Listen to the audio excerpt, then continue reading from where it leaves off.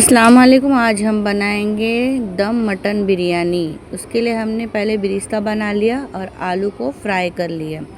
आलू को फ्राई करने के बाद हम जो है मटन को अच्छे से धोकर उसको जिस तपेले में आपको बिरयानी बनाना है उसमें आप मटन रखेंगे और उसमें घर के बेसिक मसाले जो भी है वो यूज़ करेंगे। मटन को अच्छे से 3 से 4 बार वॉश कर लेना है, उसका पानी निकाल लेना है।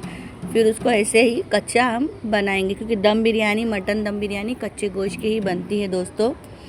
अब उसमें अदरक लहसुन का पेस्ट और हरी मिर्ची लहसुन का पेस्ट घर में पिसा हुआ, जो घर में ही मैंने पीसी हूँ, बाहर का रेडीमेड नहीं है।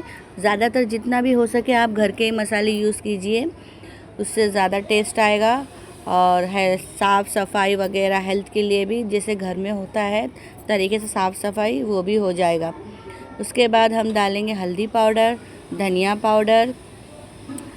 इन मसालों को डालने के बाद हमें मटन को अच्छे से मैरिनेट करना है, उसे मिलाना है। नमक डालेंगे, टमाटे डालेंगे, टमाटे को गोल गोल हम बारीक काटेंगे और दही डालेंगे। सबका बनाने का तरीका अलग अलग होता है दोस्तों और टेस्ट में भी फ़र्क आता है। आप इस तरीके से बनाएंगे तो ये भी टेस्ट आप देखना आपको पसंद आएगा, आप बनाकर ज़रूर खाना। उसके बाद हम अक्के मसाले डालेंगे और इन सबको अच्छी तरह से मिला लेंगे। कच्चे मटन में हमें इसी तरह मिलाना है दही के साथ। इसी तरह देखिए हमने मसाला पूरा अच्छी तरह से मिला लिया है। इसको आधे से 1 घंटा हमें रखना है। फिर इस पर बारीक बारीक कोतमीर काट के हम डालेंगे। आधे से 1 घंटा में रखना है। पूरा वो जो मैरिनेट किया हुआ मटन है वो अच्छे से मसाला पकड़ लेगा। अब जिसमें हमने बिरिस्ता और आलू तले थे, वो जो तेल बचा है ऑयल, वो हमें ऑयल जो है ठंडा होने के बाद यही मटन में ऊपर से ऐड करना है। उसके बाद फिर से हमें बारीक बारीक कोतमीर डालना है। अब आइए हम बिरयानी राइस चढ़ाते हैं। बिरयानी राइस मैंने आधा 1 घंटा पहले धो के भिगा दिया था।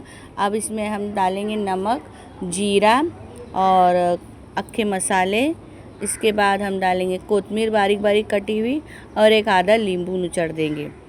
याद रहे कि हम कच्चे गोश्त में, कच्चे मटन में हम ये बना रहे हैं, तो उसके लिए हम पहली लहर जो है मटन के ऊपर राइस की 30% जो कुक हुआ है वही डालेंगे। उसके बाद 60% पका हुआ राइस हम उसके ऊपर डालेंगे। इससे जो हमारी मटन की जो नीचे की ग्रेवी है वो चावल को नरम नहीं करेगी और वो अच्छे से पका लेगी। देखिए 30% पके हुए राइस जो है मैं मटन के ऊपर ऐड कर रही हूँ। 30% पके हुए राइस में मटन के ऊपर ऐड कर रही हूँ। उसे अच्छी तरह से चारों तरफ हम फैला लेंगे, इसी तरह से जिस तरह से मैं फैला रही हूँ।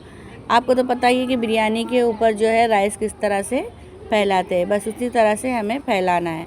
उसके बाद हम जो है मटन दम बिरयानी का जो मसाला है वो डालेंगे उसके ऊपर, राइस के ऊपर। देखिए इसी तरह मैं किस तरह डाल रही हूँ वो डालेंगे।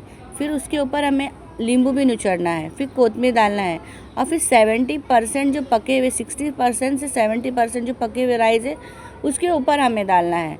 फिर उसको अच्छी तरह से हमें फैलाना है पूरे मसाले के ऊपर, इसी तरह से। फिर उसके ऊपर हम जो है बिरयानी मसाला वो ऐड करेंगे, बिरिस्ता ऐड करेंगे, जो हमने बिरिस्ता तला था वो ऐड करेंगे।